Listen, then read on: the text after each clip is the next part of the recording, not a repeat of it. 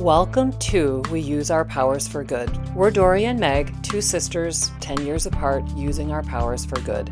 We talk about grief, life, love, and everything in between, with humor, honesty, and the hope that what we're learning might help you too.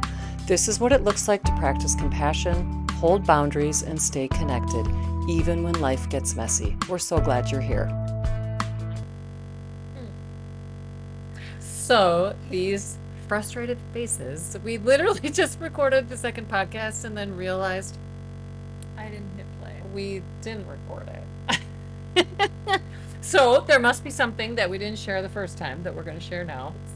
This is the second episode in a series of 6 that we're doing on codependence. If you missed the last one, please go back and watch it. We describe, give a definition, and kind of talk through with examples about what codependence is. And it's a dense topic, so having some awareness before we start this episode today, which we're going to talk about how and where you see it in your adult relationships. But please get yourself up to speed would be super. And we're going to start with just a summary of, and then don't do this part, just do a summary. So, at its core, it is about losing the boundary between self and other. What starts as care or closeness becomes enmeshment, where helping turns into rescuing, love turns into control, and connection turns into dependence. Well, even just listening to the summary, it's like, that is a lot. Yeah. That's a lot. Okay, so let's take this into, I feel like talking about colleagues or work people is a easier place to look for this because we would be less enmeshed with these people. In saying that though, if you find that I feel like the closer someone is, a spouse, a partner, people you live with, that's closer, your friends is a step out, your work is a step out. If you realize like, oh no, my work isn't a step out, hey, you might want to look more closely. Right. Because there might be some codependence there, and or you might need some more boundaries, because technically when you're at work, you're there to work and there should be more boundaries in place. So just trying to give you a cue that you might want to look more closely. Well, all I thought was, what if you're a workaholic? Right. Then there's lots of things to go there. There's all of that. Yeah. Okay, but a place that you've seen it in your work. So the people pleasing. So in my bridal business, I've been training in extra people to work with me. And one of the gals was out without me, and I was asking how it went, and she said she was there for an additional 3 hours. Which that is a long time. And all I thought was like, how there wasn't that much time baked in. Like the wedding started at this time and now we're here. So how does that work? Essentially she was like, well, I'm a people pleaser, which to me that is a huge red flag. Yeah. And in part of growing my business, I'm very intentional with my language of like, we are not there to people please. We are there to help people feel their best, but we have boundaries in place, and if they're going to ask for that, then there's a dollar amount. Well, she didn't do any of that. And I asked how it felt, and she said she was exhausted. She felt kind of abused and just tapped out. And then there was no extra dollar at the end of the day. Right. She asked and didn't put boundaries in place, or they asked, I should say, and she didn't put boundaries in place and was totally taken advantage of. In the name of, but I'm a people pleaser, so I have no control. It's like, you need to let that go. Yeah. So. Yeah.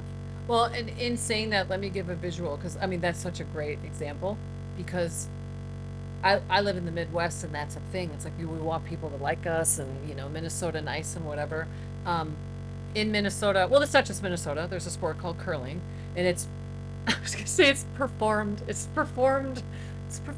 Yeah. or whatever. Like round as ice, right? So you're in an arena and it's on ice, and so there's this big like weighted cement block or this disc or something.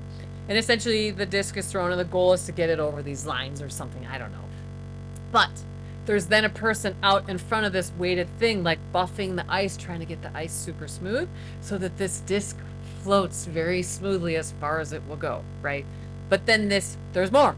This person with this buffing thing can also buff more and less and change the direction of this thing. Right. So the person out in front can control this a ton.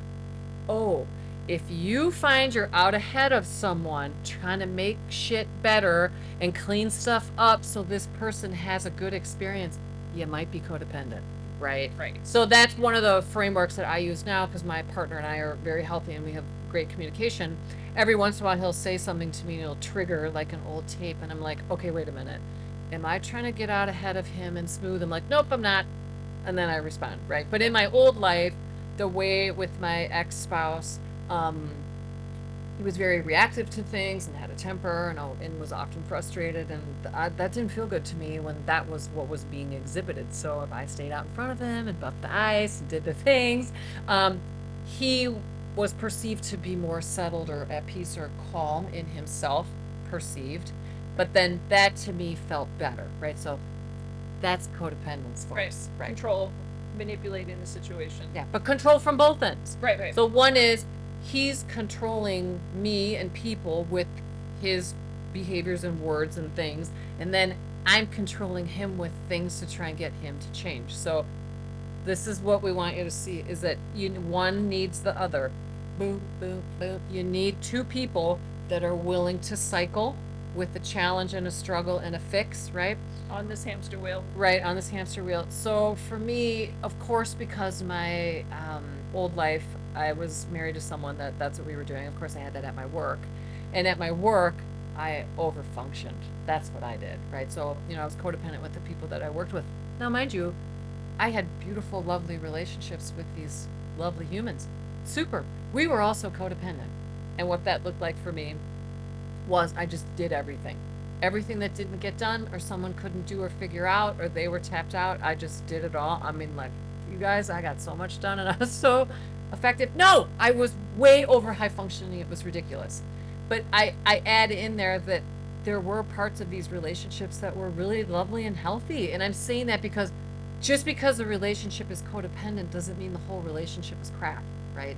It simply means that, oh, shoot, I want to look at this part of us, and usually it shows up more when you're struggling or when, I use the example that it's my dad and myself. So my ex-husband was playing the role of my dad, and then I'm me in this theater production.